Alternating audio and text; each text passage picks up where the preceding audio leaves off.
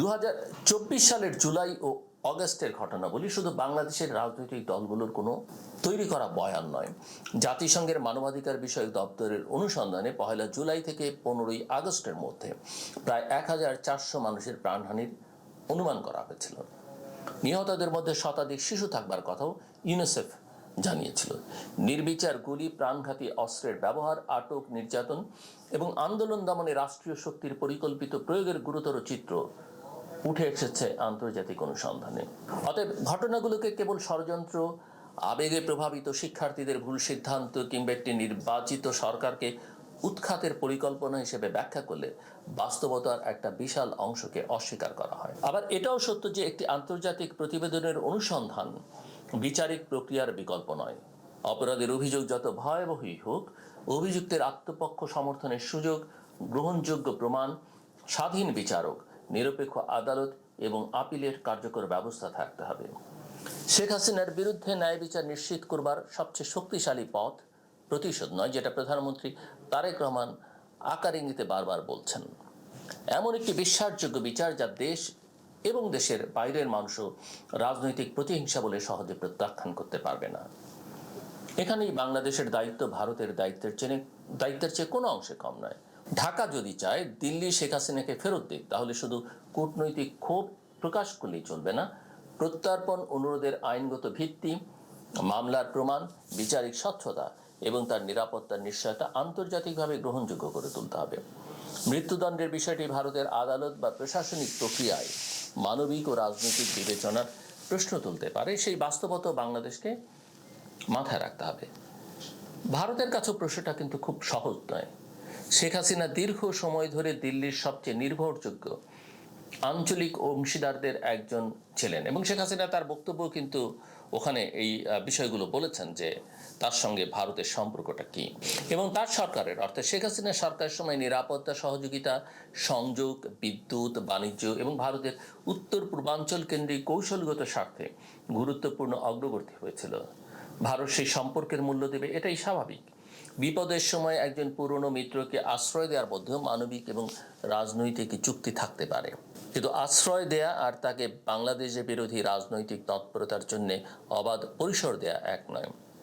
ভারত যদি এখনো বাংলাদেশের সঙ্গে সম্পর্ককে মূলত একজন নেতা বা একটি দলের মাধ্যমে দেখে, তাহলে সেটি তার বহুদিনের কৌশলগত ভুলের পুনরাবৃত্তি হবে।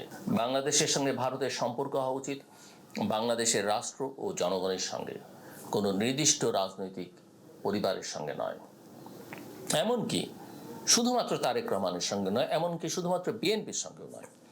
দীর্ঘদিন বাংলাদেশের বহু মানুষের ধারণা ছিল দিল্লি গণতন্ত্র, নির্বাচন ও মানবাধিকারের প্রশ্নের চেয়ে নিজের নিরাপত্তা ও ভূরাজনৈতিক সুবিধাকে বেশি গুরুত্ব দিয়েছে। 2014, 2018 এবং 2024 সালের বিতর্কিত নির্বাচনগুলোর সময় ভারতের অবস্থান এই ধারণাকে আরও শক্তিশালী করেছে।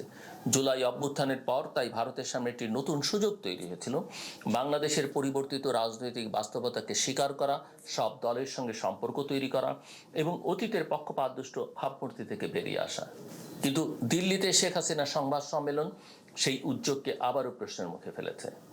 ভারত সরকার সরাসরি আয়োজন না করলেও বাংলাদেশের আপত্তি জানার পর অনুষ্ঠানটি হতে দেয়া একটা রাজনৈতিক সিদ্ধান্ত হিসেবেই দেখা হবে। কূটনীতিতে কখনো কখনো নিষ্ক্রিয়তাও একটি সক্রিয় বার্তা বহন করে। বিশেষ করে এমন সময় ঘটনা ঘটেছে যখন দু দেশ সম্পর্ক স্বাভাবিক করার পথ খুঁজছিল। ভারতের ব্রিক্স আয়োজনের আউটরিচ পর্বে বাংলাদেশের প্রধানমন্ত্রী তারেক রহমানকে বিমস্টেক চেয়ার হিসেবে আমন্ত্রণ জানানো হয়েছে, কিন্তু আমন্ত্রণ পত্রে তার রাষ্ট্রীয় পরিচয় যথাযথভাবে প্রতিফলিত না হওয়া নিয়েও ঢাকায় অস্বস্তি তৈরি হয়েছে। তার নয়াদিল্লি সফরের সম্ভাবনা এখন অনিশ্চিত বলে বিভিন্ন সূত্রে খবর এসছে। এর মধ্যে শেখ হাসিনার দিল্লির অনুষ্ঠান নতুন সন্দেহ যোগ করেছে। ভারত কি সত্যিই বাংলাদেশের নির্বাচিত নতুন সরকারের সঙ্গে আন্তরিকভাবে সম্পর্ক পুনর্গঠন করতে চায়, নাকি একদিকে আনুষ্ঠানিক যোগাযোগ রাখছে, অন্যদিকে পুরনো রাজনৈতিক ব্যবস্থার জন্য একটি বিকল্প দরজা খোলা রাখছে? দিল্লি হয়তো বলবে এটি গণতান্ত্রিক দেশে বেসরকারি সংগঠনের অনুষ্ঠান বন্ধ করা সরকারের কাজ নয়, চুক্তিটি পুরোপুরি অগ্রাহ্য করা যায় না। কিন্তু একই ভারত এই নিরাপত্তা, কূটনৈতিক সম্পর্ক কিংবা জনশৃঙ্খলার প্রশ্নে বহু অনুষ্ঠান, সভা ও বিদেশি নাগরিকের রাজনৈতিক তৎপরতা নিয়ন্ত্রণ করেছে। ফলে শেখ হাসিনার ক্ষেত্রে রাষ্ট্রের কিছুই করার ছিল না এই অবস্থান খুব শক্ত ভিত্তির উপর দাঁড়ায় না। তার ওপর ভারতীয় সংসদীয় কমিটির আলোচনায় এমন তথ্য সামনে এসেছে যে শেখ হাসিনাকে ভারতীয় ভূখণ্ডে রাজনৈতিক কার্যক্রম চালাতে দেয়া হবে না। যদি সেই নীতি সত্যিই কার্যকর থাকে তাহলে সাংবাদিকদের সঙ্গে তার যোগাযোগকে কিভাবে সংজ্ঞায়িত করা হবে? সংবাদ সম্মেলন কি রাজনৈতিক কার্যক্রম নয়? সেখানে যদি বাংলাদেশের বর্তমান সরকার, বিচার প্রক্রিয়া, নির্বাচন এবং আওয়ামী লীগের ভবিষ্যৎ নিয়ে সুস্পষ্ট রাজনৈতিক বক্তব্য দেওয়া হয় তবে তাকে নিছক ব্যক্তিগত মত প্রকাশ বলা কঠিন। শেখ হাসিনার ডিসেম্বরের মধ্যে ফেরার ঘোষণা নিয়েও প্রশ্ন রয়েছে। এটি কি বাস্তব পরিকল্পনা নাকি রাজনৈতিক মনস্তত্ত্বের খেলা? তিনি যদি সত্যি স্বেচ্ছায় দেশে ফেরেন তাহলে তাকে গ্রেপ্তার করে আইনের আওতায় নেওয়া হবে, এটাই স্বাভাবিক। কিন্তু দিল্লি কি তাকে সেই যাত্রার অনুমতি দেবে? তার প্রত্যাবর্তন কি ভারত ও বাংলাদেশের মধ্যে সমঝোতার অংশ হবে নাকি তিনি নিজের উদ্যোগে ফিরবেন? এসব প্রশ্নের কোনো পরিষ্কার উত্তর নেই। সম্ভবত ডিসেম্বরের ঘোষণা তার বিচ্ছিন্ন ও হতাশ সমর্থকদের উদ্দেশ্যেই বেশি করে দেয়া।